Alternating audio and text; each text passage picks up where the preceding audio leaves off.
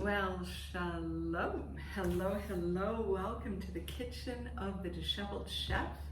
And today we are going to be making Disheveled gluten-free cake mix. Now, what we're doing today is we're actually making the cake mix. And then we're going to store the cake mix in a container so we have it available just as if you had 2 boxes of cake mix on your shelf somewhere, okay? So the recipe, which is in your downloads, all right, is going to begin with, this is almond flour, all right? Shchadim in Hebrew, it's almond flour. And so we're going to take, and the first thing we're going to do is we're going to put 3 cups, because we're going to make a double batch here. So 3 cups of almond flour. Now 3 cups of the cake mix will make a cake like you see in front of me, okay? This cake I made very specific with an indentation on the top because I'm going to be filling it with ice cream, a ginger ice cream actually. So it's going to be amazing. However, the regular cake will, just come up like this, and you can cut it right in half, and then you can put your buttercream frosting, or you can keep it like this, put some powdered sugar on top, or you can put frosting on it like this, okay? All right, so that's 3 cups. Actually, I forgot. Is that 3 cups, guys? Oh, this is so funny. This is why I am a disheveled chef. Okay, did we have 3 cups there? Okay, 1. All right, let's see. All right, we're gonna find out. It's so funny. 2. Looks like we do have 3. All right, we have really 2. Okay. 3 cups. Very close to 3 cups. Okay, perfect.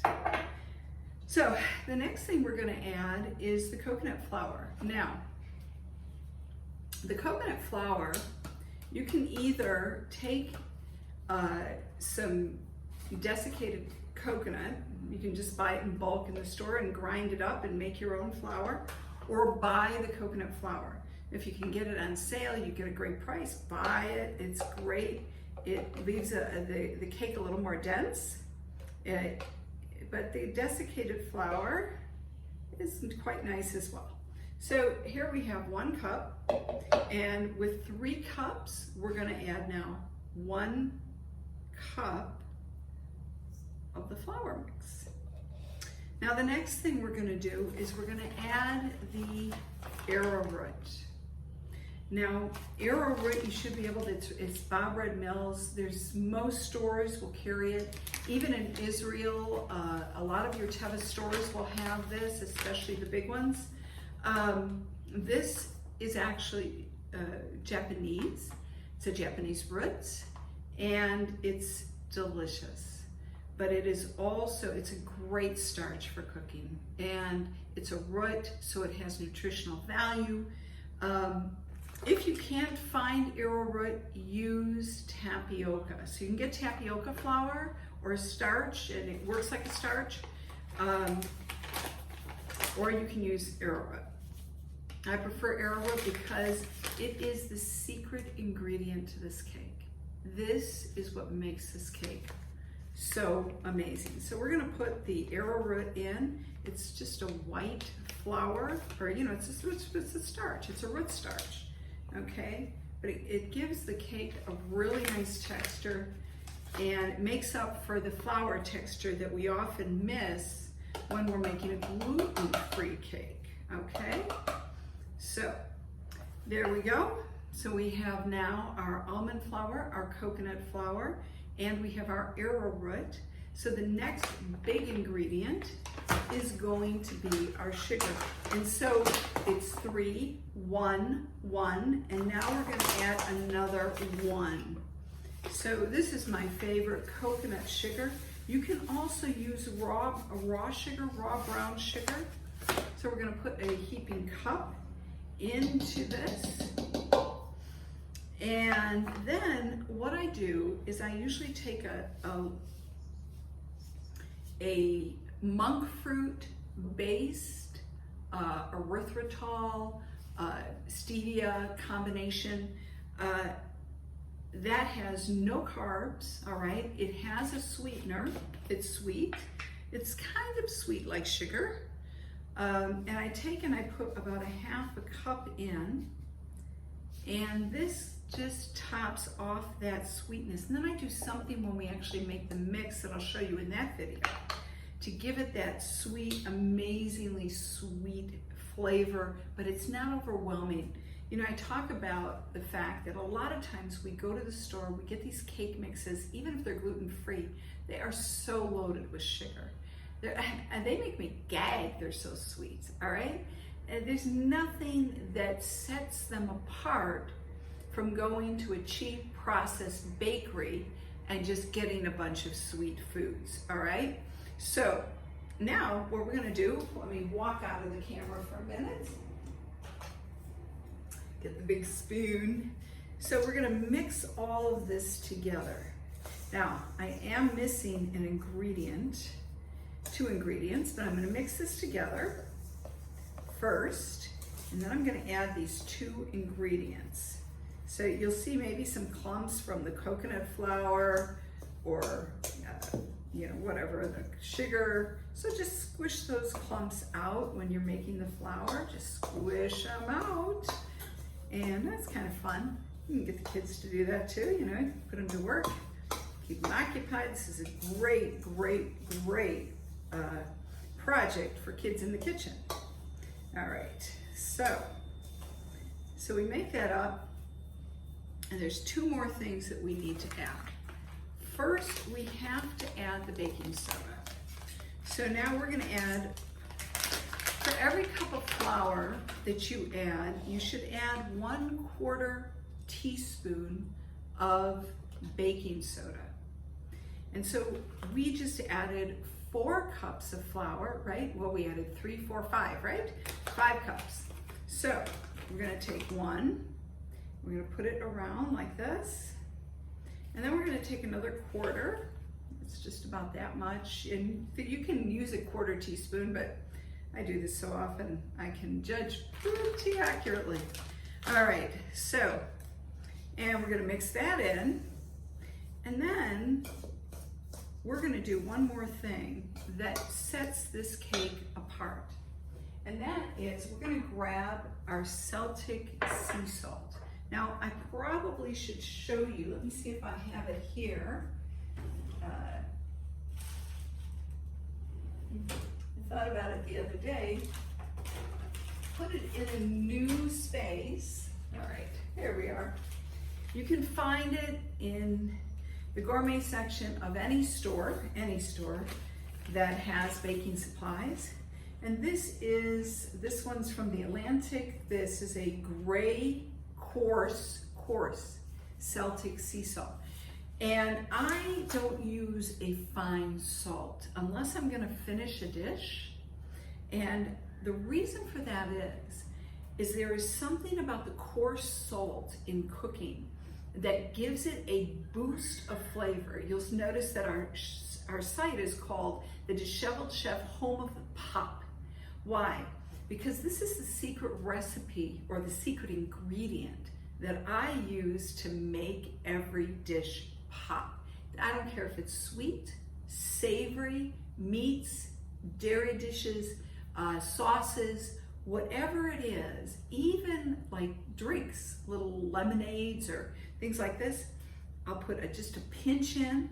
And in this case, I'm just gonna take, well, I actually have in the recipe 1 teaspoon, right? So we'll take 1 teaspoon and we're gonna just, you know, kind of put it all over here. And then we're gonna mix it in. And you will not taste the salt, but it will make the flavor of your cake pop. And so now I'm gonna taste it to make sure that it's sweet enough.